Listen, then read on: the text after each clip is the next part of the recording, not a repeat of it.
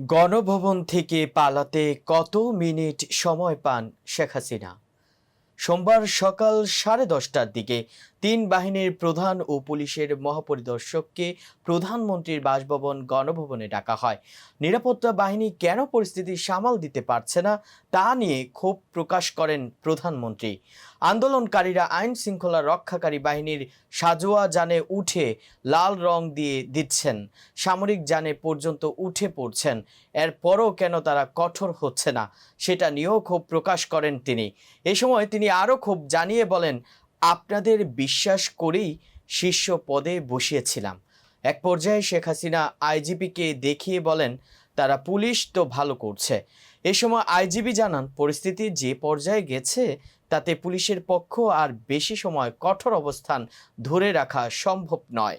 এরপর বৈঠকে শীর্ষ কর্মকর্তাদের পক্ষ থেকে বোঝানোর চেষ্টা করা হয়, বল প্রয়োগ করে এই পরিস্থিতি সামাল দেওয়া যাবে না, কিন্তু শেখ হাসিনা সেটা মানতে চাচ্ছিলেন না। পরবর্তীতে তারা শেখ রেহানার সঙ্গে অন্য কক্ষে আলোচনা করেন। তাকে পরিস্থিতি জানিয়ে শেখ হাসিনাকে বোঝাতে অনুরোধ করেন। শেখ রেহানা এরপর বড় বোন শেখ হাসিনার সঙ্গে আলোচনা করেন, কিন্তু তাতেও তিনি ক্ষমতা দৃঢ়ভাবে আঁকড়ে ধরে রাখার ব্যাপারে অনড় থাকেন। এক পর্যায়ে বিদেশে থাকা সজীব ওয়াজিদ জয়ের সঙ্গেও ফোনে কথা বলেন একজন শীর্ষ কর্মকর্তা। এরপর জয় তার মায়ের সঙ্গে কথা বলে তাকে পদত্যাগে রাজি করান। শেখ হাসিনা তখন একটা ভাষণ রেকর্ড করতে চান জাতির উদ্দেশ্যে প্রচারের জন্য, কিন্তু ততক্ষণে গোয়েন্দা তথ্য আসে যে বিপুল সংখ্যক ছাত্র জনতা শাহবাগ ও উত্তরা থেকে গণভবন অভিমুখে রওনা হয়েছে।